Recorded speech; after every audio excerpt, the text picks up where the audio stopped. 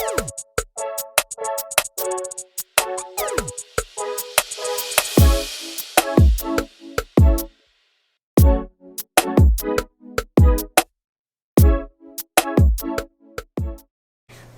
welcome back to FCC Knows. I'm Joanna and I'm here with Juana and Christy, and we're going to be talking about emotional triggers at the holidays and how to deal with them. So first off, we're just going to read a list of emotional needs that you may have. So starting that list now: acceptance, to be understood, be in control, attention, peacefulness, order, safety, fun. Respect, be needed, be right, comfort, balance, predictability, feel included, new challenges. Be liked, be valued, be treated fairly, freedom, consistency, love, autonomy, and independence.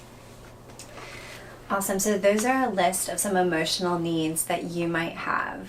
So when I say emotional trigger, what that means is that it's if your need isn't met, then you're going to have some sort of reaction, usually a pretty intense reaction to that emotional need not being met. So, Christy, what are the top 3 emotional needs for you? The top 3 I picked were be in control, balance, and peacefulness. And if you guys watched our video before, you heard us talking about some different things that could be stressors during the holidays. So this is kind of piggybacking off of that for myself, because honestly, the holidays, as we talked about before, can be stressful. And for me, the things that I feel I have to have is I have to be in control of my schedule, and I have to be able to balance that out, because there's a lot of people that I have to see, I feel. But I feel like if I don't get a chance to control that, then my peace is taken, because at that point in time, people are expecting certain things from me. I'm stressed now because I can't get to this person, I can't talk to this person, and then the whole holiday is kind of going through, and then I'm left feeling like, what happened? So as we were just speaking about, like, we talked about some different ways to be able to be accountable of how you may feel and how you may be able to handle some of these stressors. I have to know for me that I'm not going to be in control of everything, so I have to prepare for that. So I talked to my different family members along the way to kind of let them know, hey, this is the time frame that I'm expecting to be there, and these are the things that I'm hoping to be able to engage with you with, so that I can still feel I'm getting that time and it doesn't have to feel like pressure. So that's really kind of how they affect me, and I know that it can turn out not so great if I don't balance it. So what about you ladies? I agree. About that control piece, especially just because when you have like anxiety and things just don't go right, then it kind of just it's a trickle effect, you know. So it's like one thing and then it's like a big snowball. But and then sometimes when people try to control you, so that leads to my thing. My 3 that I chose was being valued, being treated fairly, and independence, because I do feel like I'm a very independent person, and so see how that control part plays out. But then when people don't value me, like, or try to, you know, I feel, it's not that they try to make me feel small, but I feel small because of whatever they do or say, then I feel undervalued, or that I'm not being treated fairly. And so then that is kind of that snowball that I'm talking about. It leads to one thing, so then it's like, what? You know, so it'll trigger me real quick if I feel like I'm not being treated fairly, or like that independence is taken away from me, especially. Not so much with the value piece of like in things, like if I give you a gift or something, but just valuing me and my time, or you know, just like that. Like, you know, if I give you something and you don't like it, okay, well, I know next time. But just me, if I don't feel valued, then that's kind of a big thing. Yeah, I'd say for me, so I have to travel usually to see family, and so I haven't, you know, spent a lot of time with them throughout the year, just because they live, you know, one place and I live here in Georgia. And so to feel accepted is a really big one for me. And especially I think in a family situation, you know, it can be up or down. Like sometimes you might feel like you see me and you get me. And then, you know, in other times you might feel like you were saying, you get a gift from somebody and you're like, this is not, this has nothing to do with who I am. A scarf. Right. I don't wear scarves. Right. Or like, this is my least favorite color. And so, so that kind of leads to like being accepted, being included in things. You know, if you do live near family, it may be that you're not always invited to everything, and that can sting. But also you knowing that that's an emotional need for you. And so what are the things that you need to communicate to people too? Because that's the thing about needs. It's tricky. We can't expect other people to know our needs, but a lot of times we don't spend a lot of time knowing our own needs. But the more familiar you are with your own needs, the better able you'll be to communicate them to the people that you care about.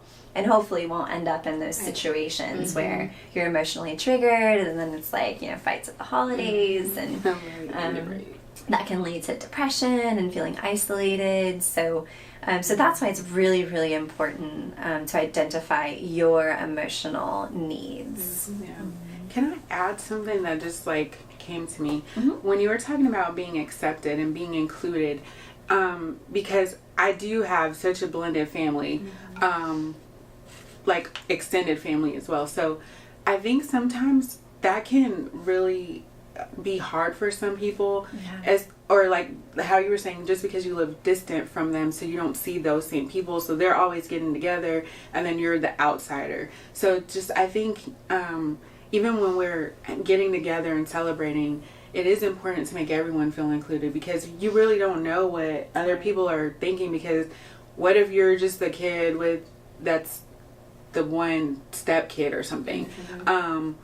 How do you really feel included? Because are you really, you know, this is your stepdad's family and not your mom's family, so you're really not even, you know, technically a part of the family. But so that's why I think it's really important to put, like when I was saying in the other video, put the differences aside, because a lot of times with kids especially, they, you know, they didn't ask to be here, but we're here, so we have to treat them well, you know, and with love and help them to feel included, because it can be really hard for kids, and we tend to forget about them. We're just like, here's all these gifts and open your gifts, or you know, what if they don't get a gift, you know, things like that. So really I don't know, that just kind of was on me, so I just needed to say. I think too, something that it brought up for me was blended families, and sometimes that can even be getting married, right? Like when you get married and then you're blending families with each other, and you can always feel so misunderstood at times, because again, like they know you, but they don't really know you yet, especially if it's a new marriage or a new relationship. And so like being understood and creating space for people to, you know, to get to know you, but also maybe going back to those assumptions, like not making assumptions about what other people are thinking or feeling at the same time. And I think that's great you brought up in relation to getting married and having to blend that family, because at that point it isn't then just about your individual family. You then have this whole other family that you have to incorporate in your, you know, in your holiday festivities. So it goes back to that balance and being realistic, like we talked about in the previous video, about what can I do? I'm one person, what can I physically do and still be mentally able to enjoy these individuals that I care about? And it's okay to set those boundaries for yourself so you can enjoy the holidays with those people you care about.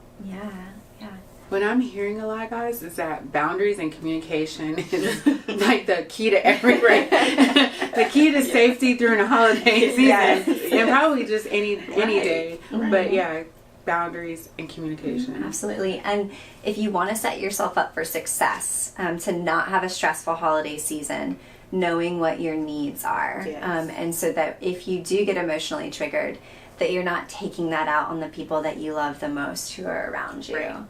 And so your needs are important. And a lot of times we forget that. And so if you haven't heard that today, your needs are really important. And being able to identify those can help set you up for a really stress-free holiday season. So yeah.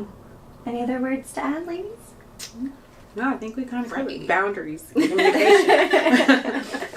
We'll post the list up so that you can pick out what your needs are. So you can be more aware and have a safer, happier, less triggered life. But yeah, I think that's about it. Boundaries, communication. So thanks for watching. Let's like, comment, subscribe. Don't forget to leave your comments too about your emotional triggers or just take away from them. Have a great day and a happy holidays. Happy holidays.